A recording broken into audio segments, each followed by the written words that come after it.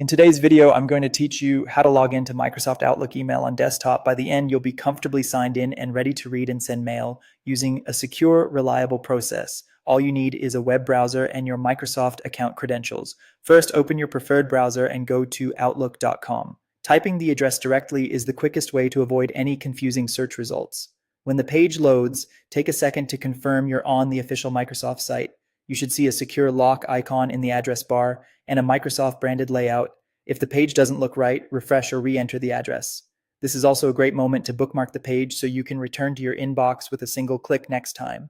If you're on a smaller screen or the window is narrow, some buttons may tuck into a menu. Expanding the window can help you see everything clearly.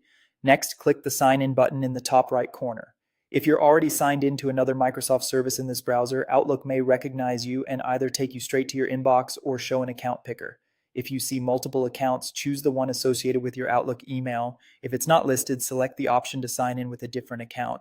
Now enter your email address and then your password. Make sure you type your full email address correctly before continuing.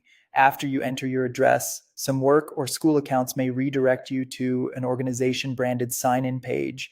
This is normal. Just continue there. When entering your password, check that caps lock isn't on and use the show option only if you're in a private setting. If you're on your own computer and want faster access later, you can choose to stay signed in when prompted. Skip that on shared or public devices. If you've forgotten your password, use the recovery link on the page to reset it securely. If prompted, complete two-factor authentication to verify it's really you.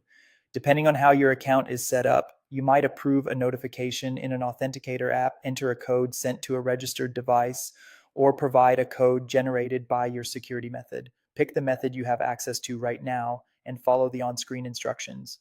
If one method isn't available, look for the option to try another verification method you've previously configured.